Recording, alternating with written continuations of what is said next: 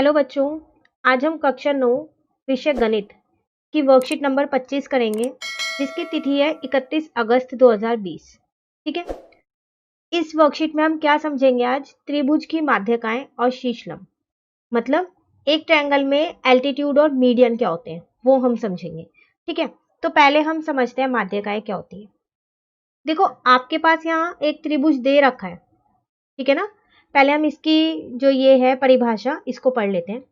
ज्यामिति में किसी त्रिभुज में शीर्ष को उसकी सम्मुख भुजा के मध्य बिंदु को मिलाने वाली रेखा को त्रिभुज की माध्यिकाएं कहते हैं। देखो होता क्या है, जैसे आप देख रहे हो यहाँ पर ए है, मैंने एक यहाँ पर खुद से एक ए लिया। इसकी जो ये ए वर्टेक्स है, इससे मैं क्या करूंगी, जो इसकी अपोजिट साइड होगी, अपोजिट साइड मतलब जो इसके सामने वाली साइड होगी, ठीक है ना। तो ये है BC। इसकी जो बिंदु होगी, कौन सी? मध्य बिंदु, मतलब जो मिड पॉइंट होगा, उस पे मैं एक लाइन सेगमेंट बनाऊंगी। तो जो मैंने ए वर्टेक्स से BC वर्टेक्स पे जो ये लाइन खींची है, इसको हम बोलते हैं माध्यिका। ठीक है, ये होता है मेरा मीडियन, मतलब माध्यिका। तो ये हमेशा इनको बराबर पार्ट में प्रतिच्छेद करता है, मतलब काटता हुआ जाता है। ठीक है ना। आप ये किसी भी पॉइंट से बना सकते हैं, B से भी और C से भी। कैसे? अगर हम इसको B से बनाएं तो आप B से बना सकते हो। बस आपको क्या करना है, A और C का जो मध्य बिंदु है, जो मिड पॉइंट है, उसी पे ही लाइन ड्रॉ करनी है। उसी तरीके से अगर आप C से बनाते हो तो आप C से भी बना सकते हो। तो A और B की जो मध्य बिंदु है, मतलब मिड पॉइंट है, उस पे आपको लाइन ड्रॉ करनी है। ठीक है, तो आपको ये पता चल गया माध्यिका क्या होता है। कोई भी एक रेखा जो एक हिस्से शीर्ष से उसकी सामने वाली रेखा पे, मतलब सामने वाली लाइन पे बनी हो, ठीक है, पर उनके मध्य बिंदु को ही के पे उस पे ही बनी हो, मध्य बिंदु के ऊपर ही, आप उसको आगे पीछे नहीं कर सकते। ठीक है ना। तो चलिए अब ये देखते हैं हम, बूझो तो जाने।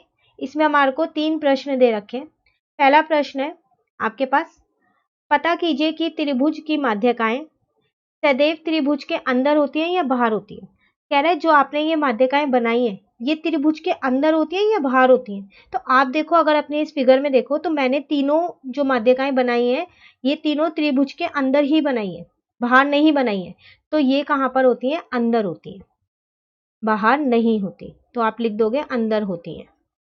ठीक है, तो पूरा लिख देना, त्रिभुज की माध्यिकाएं सदैव त्रिभुज के अंदर होती हैं। ठीक है, चलो दूसरा प्रश्न देखते हैं। क्या त्रिभुज की तीनों माध्यिकाएं एक ही बिंदु पर प्रतिच्छेद करती हैं या अलग अलग बिंदुओं पर प्रतिच्छेद करती हैं? देखो, वो आपसे ये कह रहा है इस प्रश्न के अंदर, जैसे अगर हम ये वाली अपनी फिगर देखें कि जो ये त्रिभुज है, इसके अंदर 3 माध्यिकाएं हैं। कह रहा है ये तीनों माध्यिकाएं एक ही बिंदु पर मिलती हैं, ये वाली, या फिर अलग अलग कट करके जो जा रही है, एक ही बिंदु पर कट कर रही है? बिल्कुल कर रही है। तो इसका आंसर क्या होगा आपका? हाँ, ये एक ही पे कट कर रही है। ठीक है, चलो अगला देखते हैं। अगला है हमारे पास, त्रिभुज की माध्यिकाएं जिस एक बिंदु पर प्रतिच्छेद करती हैं, उस बिंदु को क्या कहते हैं? अब अगर ये एक बिंदु पर करती हैं, जैसे कि हमने अपने ऊपर वाले प्रश्न में बोला, हाँ ये एक ही पे प्रतिच्छेद करती हैं, एक ही बिंदु को एक ही बिंदु से कट करके जाती है, ठीक है ना। तो उस बिंदु का नाम क्या होता है? उस बिंदु का नाम होता है, अगर मैं आपको इंग्लिश में बोलूं तो वो होता है सेंट्रोइड। ठीक है, जिसको हम हिंदी में क्या कहते हैं? केंद्रक। क्या बोलते हैं उसको हम? केंद्रक। ठीक है, तो इसका नाम आपको पता चल गया, और ये भी पता चल गया आपको कि जो माध्यिकाएं होती हैं वो त्रिभुज के अंदर ही होती है, और एक त्रिभुज में 3 माध्यिकाएं हो सकती हैं, 3 से ज्यादा नहीं हो सकती। ठीक है, चलिए अब हम अपना करते हैं शीर्षलंब, जिसको हम इंग्लिश में बोलते हैं एल्टीट्यूड। अच्छा, यहाँ पर हमारे पास अभी एक और प्रश्न है, ठीक है, माध्यिका से रिलेटेड ही है। चलो पहले ये कर लेते हैं। प्रश्न है हमारे पास, त्रिभुज PQR में माध्यिकाओं के नाम बताइए। तो अब तो आप इसमें आसानी से नाम बता सकते हैं। चलो देखो, फिगर में देखो पहले आप, एक है आपके पास QC, जो PQ को के बीच में है, इसके मिड पॉइंट पे है ना। एक है आपके पास RA, और एक है आपके पास PB। तो बस आपको ये तीनों नाम लिखने हैं यहाँ पर, QC, ठीक है, और क्या था मेरा? PB और RA। आप इन्हें आगे पीछे भी लिख सकते हो, ठीक है, कैसे भी लिख सकते हो, बस 3 नाम लिखने हैं। ठीक है, चलिए अब हम देखते हैं अपना दूसरा हमारा था एल्टीट्यूड, जिसको हम बोलते हैं शीश लंब। चलो उसे देखते हैं हम। ये लगभग माध्यकाय जैसा ही होता है, मीडियन के जैसे ही, बस एक फर्क इसमें क्या होता है, देखो यहाँ पर आपके पास एक त्रिभुज है, वही आपको करना है कि जो एक ये वर्टेक्स है डी, इससे आपको एक लाइन खींचनी है। पर अब जो ये लाइन है, ये है आपकी परपेंडिकुलर लाइन। परपेंडिकुलर लाइन कौन सी लाइन होती है? वो लाइन होती है जो यहाँ पर 90 डिग्री का एंगल बनाती है, ठीक है ना। तो उसको बोलते हैं एल्टीट्यूड। तो ये जरूरी नहीं है वो ई और एफ के मिड पॉइंट पे ही बनाए, ठीक है, ये जरूरी नहीं होता एल्टीट्यूड में। जबकि आपने यहाँ ऊपर पढ़ा था कि ये मीडियन में बहुत जरूरी था कि उसकी मध्य बिंदु पर ही बनाए, लेकिन यहाँ पर जरूरी नहीं है। यहाँ आप चाहे मध्य बिंदु पे बनी हो चाहे ना बनी हो, पर परपेंडिकुलर होनी चाहिए और 90 डिग्री का एंगल बनाना चाहिए, जैसे आप देख रहे हो इस फिगर में ये बना हुआ है, ठीक है। तो चलिए इसकी परिभाषा भी एक बार देख ही लेते हैं। ज्यामिति में किसी त्रिभुज के एक शीर्ष से होकर जाने वाली रेखा जो उस शीर्ष की सम्मुख भुजा पर लंब होती है, उस त्रिभुज का उसे त्रिभुज का शीर्षलंब कहते हैं, ठीक है ना।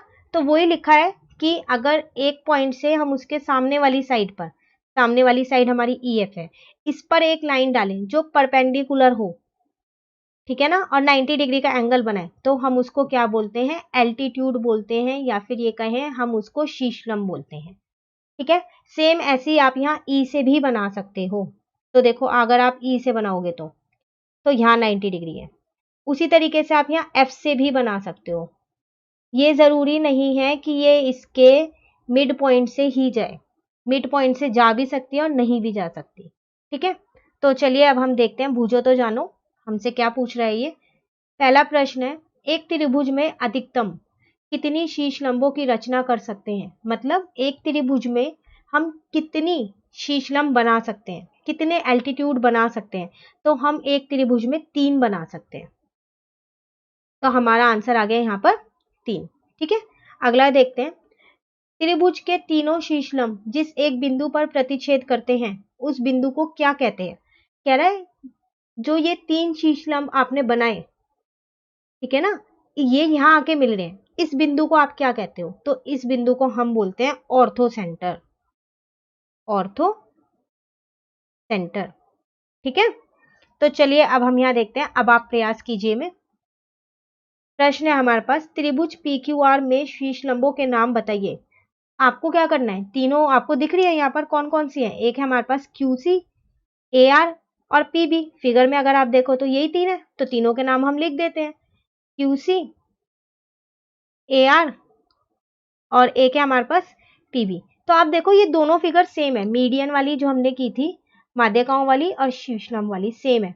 बस फर्क इतना है कि यहाँ पर हमारे पास 90 डिग्री का एंगल बन रहा है और उसमें नहीं बन रहा था, ठीक है ना। चलिए अब अभ्यास प्रश्न देखते हैं। पहला है हमारे पास, त्रिभुज की तीनों माध्यिकाओं को दिखाते हुए एक त्रिभुज की रचना कीजिए। तो आपको क्या करना है, एक त्रिभुज बनाना है और उसमें 3 माध्यिकाओं को दिखाना है। तो आप ये वाला दिखा सकते हो, ठीक है ना, ये रहा आपके पास। तो ये आपका जो है, ये आपका उत्तर 1 हो गया, ठीक है ना। उसी तरीके से हम दूसरा देखते हैं। दूसरा है हमारे पास यहाँ पर, त्रिभुज की तीनों शीर्षलंबों को दिखाते हुए एक त्रिभुज की रचना कीजिए। तो अब यहाँ पर आपको क्या करना है, एक त्रिभुज में उसके तीनों एल्टीट्यूड्स दिखाने हैं। तो ये रहा आपके पास उत्तर 2, आपको ये फिगर बनानी है, ठीक है ना। तो ये थी आज की हमारी वर्कशीट नंबर 25। वर्कशीट नंबर 26 हम अपनी अगली वीडियो में करेंगे। अगर आपको ये वीडियो पसंद आई तो आप इसे लाइक करें और मेरे चैनल को सब्सक्राइब करें। Thank you.